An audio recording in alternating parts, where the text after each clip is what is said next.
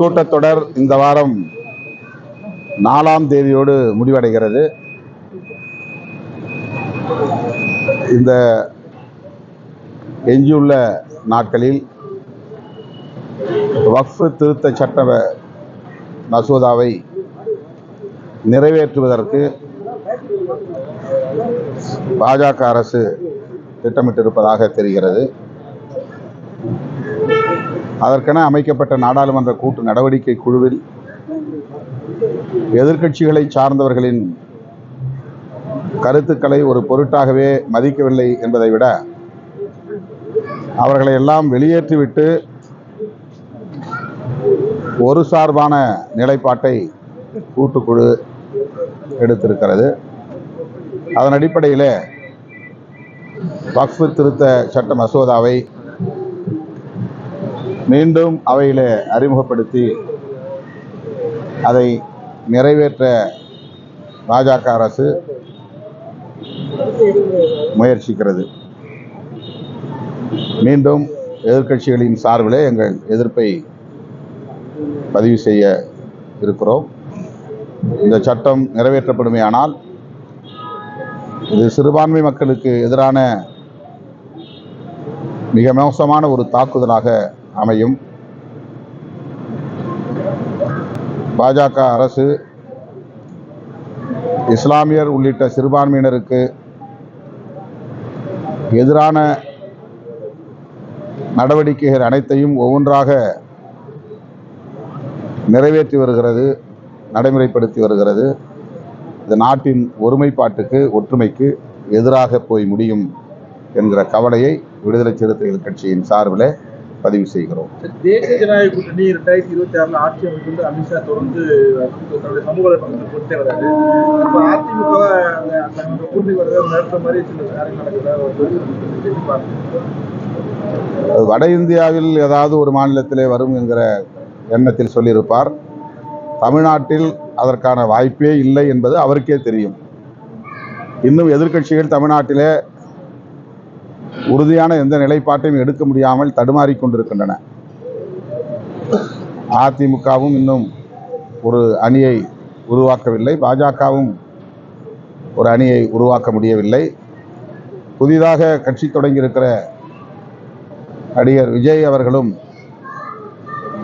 ஒரு உறுதியான நிலைப்பாட்டை எடுத்ததாக தெரியவில்லை. அண்மையிலே முதல் பொதுக்குழு கூட்டத்திலே அவர் பேசியது, அதிமுகவோ பாஜகவோ இரண்டாவது பெரிய கட்சியாக இருக்க முடியாது, நான் தான் இரண்டாவது பெரிய கட்சி என்று கிளைம் செய்திருக்கிறார்.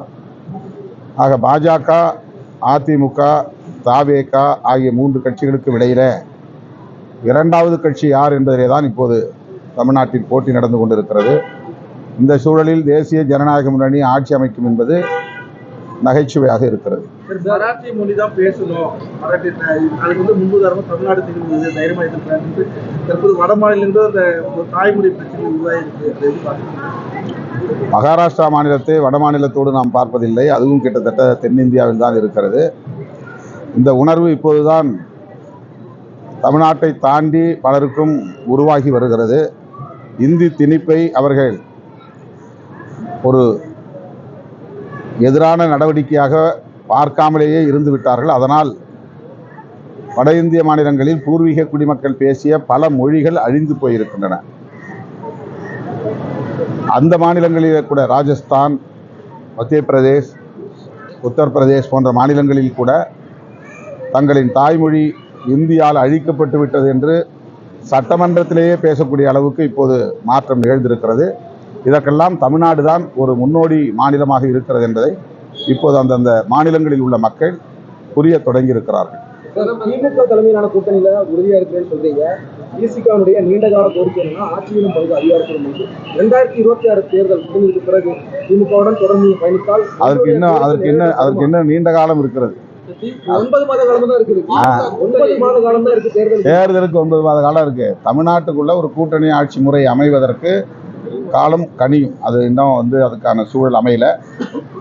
திராவிட கட்சிகளில் குறிப்பாக திமுக, அதிமுக ஆகிய 2 கட்சிகளில் ஒரு கட்சி இன்னும் பலவீனப்படுகிற போதுதான் இந்த கோரிக்கை வலுவாக மாறும். திமுக கூட்டணி ஏறக்குறைய 9 ஆண்டு காலமா ஒரே கூட்டணி வலுவா இருக்கு. ஆனா அதிமுக கூட்டணியும் பிஜேபி கூட்டணியும் வந்து ஒரு வலு இல்லாம இருக்கிறதுக்கு சரியான தலைமை இல்லாததான் காரணம் இருக்கு. தலைமைங்கிறது ரொம்ப முக்கியமான ஒரு விஷயம்தான். ஆனால் பொருந்தா கூட்டணி. பிஜேபியும் அதிமுகவும் அரசியலுக்காக வலிந்து உருவாக்கப்படுகிற கூட்டணியை தவிர கொள்கை அடிப்படையில் பொருந்தா கூட்டணி.